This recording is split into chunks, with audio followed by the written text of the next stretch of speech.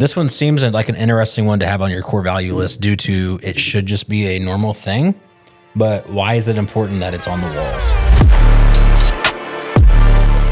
Welcome back to the third episode of our series titled Core Values, where we're going to go over the core values that Ethan built here at Andy's Roofing to make sure that, as I said before, we hire, fire, and I would say rebuke. That was my religious background just coming out right there. Come to Jesus meeting. Everything we do is through these, the lens of how we do what we do. We run through these 5 core values. And the next one we're going to talk about is something that our GM Kevin is working on, is a positive attitude, because we call him Eeyore. He could be the happiest person you've ever met, but it would sound like he's the saddest. Like, I'm so excited that today we just sold $2 million in roofs. Kevin, show it, buddy. Yeah, well, while we're talking about that, so Kevin does an amazing job. And the reason he is the way he is because he's the opposite side of me. So I have to be the ultra visionary, super energetic, think of the moon, and how we're going to get there. And Kevin is the realist that's like, no. But that's why he's great. Grounded. Yeah. So I said that to say, if you ever meet Kevin, you're like, man, does he not like me? You're probably his favorite person. He doesn't know how to show it that well. Yeah, I love you, Kevin. He considers himself Don't fire realist. Me. Don't fire me. All right, Ethan, tell me more about this positive attitude. This one seems like an interesting one to have on your core value list due to it should just be a normal thing, but why is it important that it's on the walls? You would think.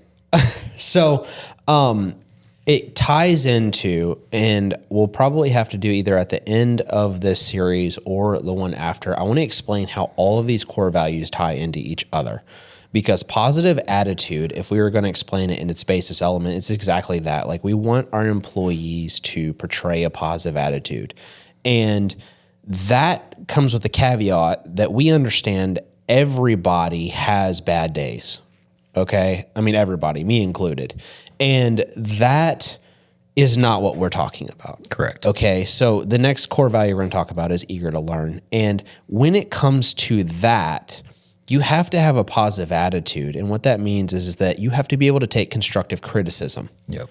And it's the most important thing because I've had so many times that I just knew something was the way that it was.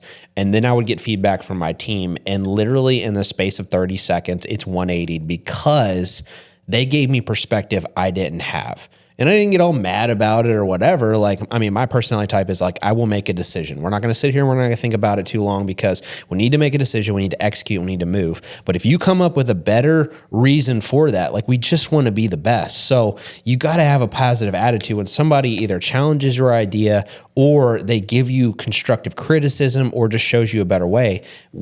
In wanting to try and be the best that you can be is just all of that comes with we don't want to work with people that just suck to be around. So every day people come in, and we talked about this previously, but you are selling yourself to all of the other employees that you come in contact with. So things like just saying, and I'm not the best at this either, but just hey, good morning, have a good day. I've been known to just walk right past people. It's nothing personal. I'm very focused and I'm moving. Yeah. If you're in the Ethan zone, if people don't know you, they could be like, man, that is the biggest jerk I've ever met. Yeah. I mean, you don't mean it. I'm focused. I'm just very linear.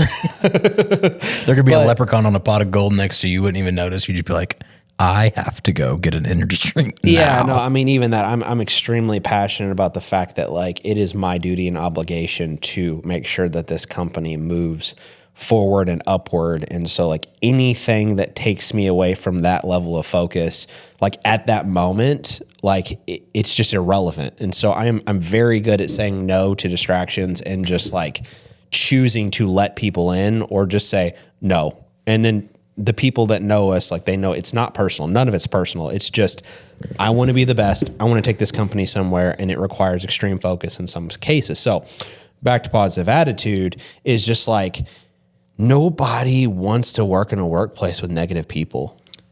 No, and you talked about having a bad day. It goes back to the thermostat and thermometer thing. Mm-hmm. If there's several days in a row where you're being the thermostat and you're changing the attitude and then people start acting bad and then it's not a positive work environment, then that's a problem. But there's difference in my dog pooped on my shirt on the way to work, and then my kid's sick and I'm just having a bad, that's different. But the core value, and I think why we put it on the wall is, this might be, we talk about all the time, this might be the only time a homeowner ever gets a roof in their life before they sell it or whatnot. Maybe they bought a house with a new roof. You only get one every 20, 30 years, hopefully. And then the one experience they have with your contractor could be 10 more jobs, could be 30 more jobs with referrals. So regardless of it, we have to have a positive attitude and make sure that they're having a good experience, because this might be the only time they work with a roofing contractor. Yeah. So like I've studied guys like Chris Voss and different ones, like conflict resolution. So like when people call you, they're in a heightened state of emotion where like they just had a leak in their house and they were just about to walk out the door to go to work, and their kid was crying and it was in the car and they were waiting on it. And then now they're filling this water and they're like, oh my God, I need to take care of this, but I gotta go, and they're flustered. And so that heightened sense of activity, and then they call Andy's Roofing. Like we have to greet them, going back to professionalism, like you got to greet them professionally, have a really a path for them to walk down, and then a resolution to their issue. And all of that comes with a positive attitude, because they are projecting onto you their current situation and it has nothing to do with you. And so being resilient and saying, okay, I am going to give them a positive attitude. It may be like the light in someone's day. Like sometimes our site supervisors come out. I mean, we've had, our project consultants go out, and like people, I mean, they just lost a loved one. Things are just happening. And it's like being able to not minister, but consult and console and like be there for people. It all comes from a place of like having a positive attitude. Like you want people, or I want people that I work with every day that just have a sunny disposition, It's contagious. Yeah. I mean, it's not even that sales. It's just like people gravitate to people that are nice. And that's what we talk about, like the posting stuff and the fun stuff and how we portray our employees. It's not fake. Like that's just us having fun. Like I really have the best job in the world. I feel like our site supervisors think the same thing. Everybody is like, for them, they get to go out to a new property every day. It's a new house. It's like a new blank slate.